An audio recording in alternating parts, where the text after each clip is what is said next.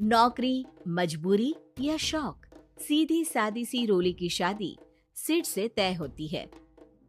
शादी के बाद तुम नौकरी करना चाहोगी? नहीं नहीं, बिल्कुल नहीं। वैसे मैं ये नहीं कहती कि नौकरी करना ठीक नहीं है, लेकिन पर्सनली मैं ये सोचती हूँ कि मैं गृहिणी बनूंगी। हाँ हाँ, क्यों नहीं। गृहिणी बनना भी आसान नहीं है। एक सफल परिवार चलाना किसी देश को चलाने जितना ही कठिन है। रोली को सिड का साथ और बात दोनों अच्छी लगती है और फिर वो दिन भी आ जाता है जब दोनों की शादी हो जाती है। शादी के बाद ये क्या, सारा दिन किचन, कपड़े और चार दीवारों के आगे पीछे घूमती रहती है। जा बाहर निकल कर देख, कितनी स्मार्ट लगती हैं वो औरतें जो नौकरी करती है। हाँ, अच्छी तो लगती है सासू माँ, लेकिन मैं नौकरी नहीं कर सकती। मेरा मन घर के कामों में ही लगता है। अरे मेरी बेटी तो कमाती है, अपने को फिट भी रखती है और सास को भी खूब शॉपिंग करवाती है। अच्छी बात है ना सासू माँ, मैं तो जो है उसी में संतोष मान लेती हूँ। बरकत होनी होगी तो इसी में भी हो जाएगी। ये बोलकर रोली चली जाती है। एक दिन सास की सहेली घर आती है, जहाँ रोली उन्हें चाय के साथ कई तरह के पकवान बनाकर खिलाती है। अरे वाह, तेरी बहू तो बहुत गुणी है, कितना सब बनाकर ले आई। मेरी वाली तो ऑफिस से आकर 2 रोटी ही सेक दे तो समझो एहसान कर दिया। अरे ऐसा ना बोल, तेरे घर में 2 कार, 4 मंजिला मकान और तेरे लिए जो वो अपने पैसे से साड़ी लाती है वो भी तो कितनी कीमती होती है। अरे मेरी वाली तो बस सारा दिन इन्हीं 2 कमरों को ताजमहल बनाने में लगी रहती है। सहेली चली जाती है। कुछ समय बाद रोली को एक सुंदर सी बेटी होती है। अरे क्या सारा दिन उस बच्चे में लगी रहती है? माँ, मुझे ना 1 मिनट भी छोड़ने का मन नहीं करता। देखिए ना, कितनी प्यारी है। मैं ना इस हर पल को एंजॉय करना चाहती हूँ। अरे हाँ हाँ, हमने भी बच्चे पाले हैं, हम भी जानते हैं कि कितने प्यारे होते हैं और अपने बच्चे को बढ़ता हुआ देखना कितना अच्छा लगता है। लेकिन एक दिन अचानक और रोली, एक बहुत बड़ी घटना हो गई। एक शॉर्ट सर्किट से पूरी दुकान जल गई। ओह, अब क्या कुछ समझ में नहीं आ रहा कि कैसे घर चलेगा। घर की पूरी गाड़ी पटरी पर लाने के लिए कई साल लग जाएंगे और वापस पहले जैसे होने में भी बहुत टाइम लग जाएगा। रोली कुछ सोचती है, फिर अपने 3 महीने के बच्चे को देखती है और कहती है, आप कहे तो मैं नौकरी शुरू कर दूं? माँ मुन्नी को देख लेगी, फिर शाम को तो मैं घर आ ही जाऊंगी। सिड कुछ कहता उससे पहले ही उसकी सास वहां आ जाती है।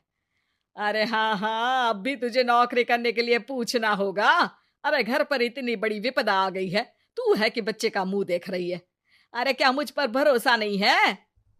अरे नहीं नहीं माँ जी, ऐसा क्यों बोल रही हैं आप?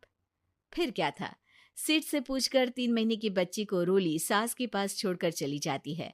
शाम को ऑफिस से आने पर अरे सारा दिन इसने तो चैन नहीं लेने दिया, बस गोदी में ले लेकर घूमती रही।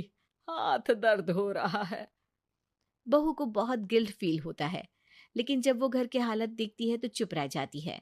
ऑफिस में सहेली कहती है, अरे रोली, तेरी तो बच्ची छोटी है ना, कैसे मैनेज करती है? कैसे मतलब?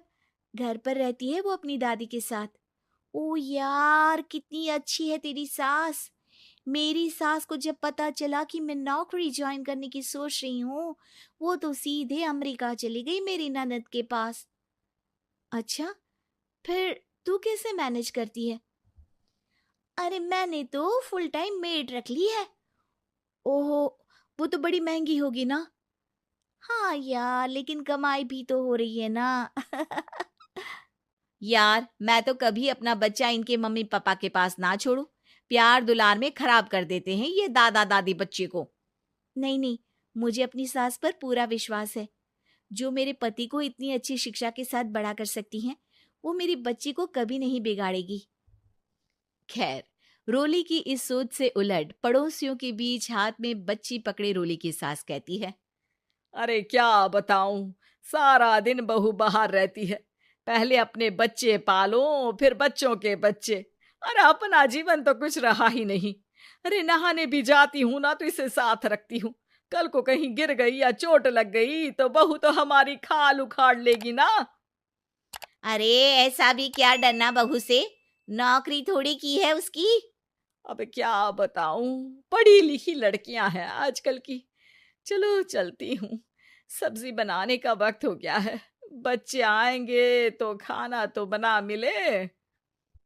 सास ये बोलकर वहां से चली जाती है कि तभी रोली ऑफिस से घर पहुंचती है। बाहर पड़ोसियों को देखकर, नमस्ते आंटी जी, कैसी हैं आप? अरे बहुत अच्छी हूँ, लेकिन तेरी किस्मत तो सबसे अच्छी है। क्या सास पाई है, मोती दान किए होंगे तूने। तेरा बच्चा भी देखती है, खाना भी बनाती है। बेचारी बहुत काम करती है तेरी सास। हाँ आंटी, सही बोल रही हैं आप।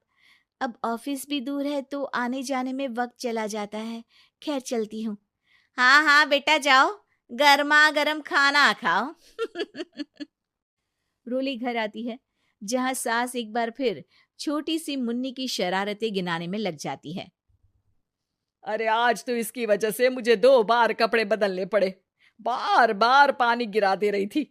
दोपहर में थोड़ा सोचा कि आराम कर लूं तो दूध के लिए रोने लगी। हाय, मैं तो परेशान ही हो गई। रोली को सास की बात अब कुछ अजीब लगती है, पर वो जल्दी से कपड़े बदलकर किचन में जाकर रोटियां बनाने लगती है। सारा महीना काम करने के बाद रोली को सैलरी मिलती है। वो पैसे लेकर सीधे सास के पास जाती है। माँ जी, ये मेरी सैलरी।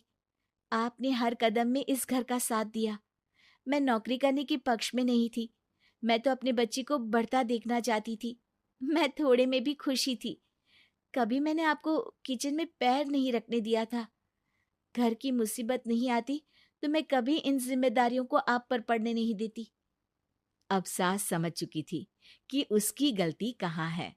हाथ में पैसे देखकर कहती है, मैं पढ़ी लिखी नहीं थी तो पति ने भी कभी पैसे हाथ में नहीं रखे। बेटे ने भी गल्ला संभाला, लेकिन तूने मुझे समझा। ये मेरा सम्मान है कि एक बहू होकर तूने पूरी सैलरी मेरे हाथ में रखी बेटा।